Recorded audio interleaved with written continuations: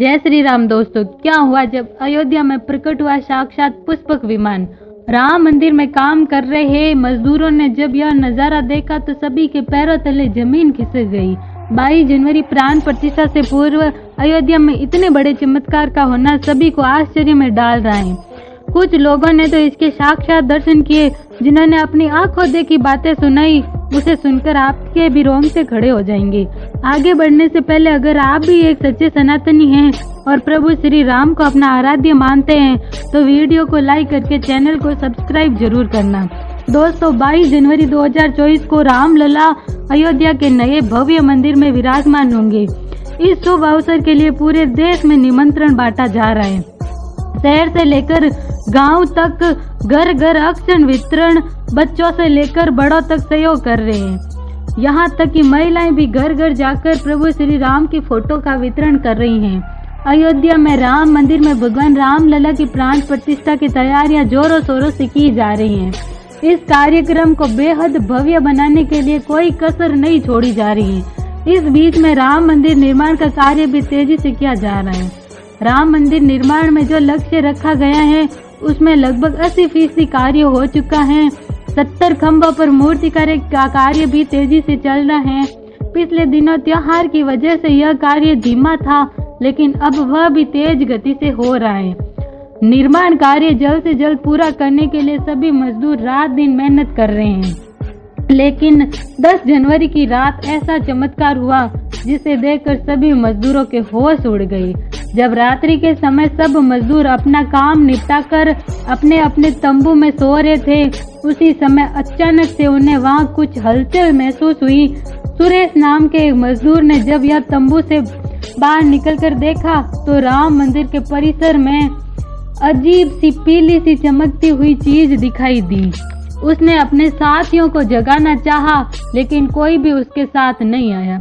जब हिम्मत करके सुरेश राम मंदिर परिसर में पहुंचा तो वहां का नजारा बहुत चौंकाने वाला था, क्योंकि वहां पर उसे एक बहुत ही दिव्य चमत्कारी विमान दिखाई दिया, जिसका आकार मोर के समान था, जो देखने में काफी सुंदर और तेज से परिपूर्ण था, जो कि राम मंदिर परिसर में पिछले क्षेत्र में उतर रहा था।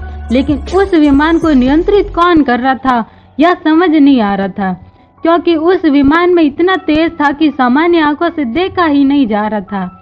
लेकिन समझ में कुछ ऐसा आ रहा था मानो स्वयं साक्षात भगवान राम पुष्पक विमान के माध्यम से अयोध्या में उतर रहे हैं। सुरेश ने यह चमत्कार अपनी आंखों से देखा, लेकिन अचानक वह बेहोश हो गया, क्योंकि वह उसके तेज को कुछ सहन नहीं कर पा रहा था। सुरेश जब सुबह उठा तो वह उसी स्थान पर मौजूद था और उसके सभी साथी मंदिर निर्माण कार्य करने के लिए जा रहे थे। उसने सभी को रोककर रात की सच्चाई बताई, लेकिन सभी उसकी हंसी उड़ा रहे थे। लेकिन सुरेश मन ही मन समझ चुका था कि प्रभु श्री राम अयोध्या आ चुके हैं। उसके लिए सौभाग्य था उसे इतना सुंदर दृश्य देखने को मिला, जहां शायद उसने साक्षात पुष्पक विमान के दर्शन किए थे। यानी कि प्राण प्रतिष्ठा से पहले अयोध्या प्रकट हुआ है साक्षात पुष्पक विमान। दोस्तों, देश के अलग अलग हिस्सों में कई बार अजीब सी आकृति के विमान देखे गए हैं, जिनका संबंध कई बार तो एलियन के साथ जोड़कर भी देखा जाता है। यानी कि अयोध्या में उस रात्रि को मोर आकृति का विमान देखना वास्तव में प्रभु श्री राम का ही संदेश हो सकता है। लेकिन क्या यह विमान सचमुच में पुष्पक विमान है? इसकी आखिर क्या गारंटी है? इसे समझने के लिए हमें पुष्पक विमान के रहस्य को अच्छे से जानना पड़ेगा।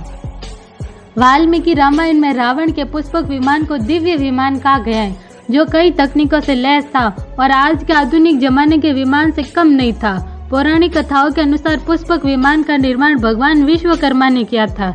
विश्वकर्मा जी ने इस विमान को अपने पिता ब्रह्मा जी को दिया और बाद में ब्रह्मा जी ने पुष्पक विमान कुबेर को दे दिया। जब रावण की नजर इस दिव्य विमान पर पड़ी तो उसने अपनी शक्ति के बल से इसे कुबेर से छीन लिया। आदिकाल का विमान होने के बावजूद भी पुष्पक विमान में कई खूबियां थी। रामायण सुंदरकांड के 7वें अध्याय के अनुसार यह विमान मोर की आकृति का था और अग्नि व वायु की ऊर्जा से हवा में उड़ता था। साथ ही यह ऋतुओं के अनुसार वातानुकूल था। पुष्पक विमान को हर कोई नहीं उड़ा सकता था। कहा जाता है कि इस दिव्य विमान को केवल वही उड़ा सकता था जिसने इसके संचालन के मंत्र को सिद्ध किया हो। माता सीता का अपहरण कर रावण उन्हें पुष्पक विमान से ही लंका से ले गया था। इसके बाद लंका में विजय प्राप्त करने और रावण का अंत करने के बाद राम जी, माता सीता और लक्ष्मण के साथ इसी पुष्पक विमान से अयोध्या लौटे थे। रावण की मृत्यु के बाद पुष्पक विमान के अधिपति विभीषण बने, लेकिन विभीषण ने कुबेर को वापस यह विमान लौटा दिया। इसके बाद कुबेर ने राम जी को यह विमान भेंट स्वरूप दिया।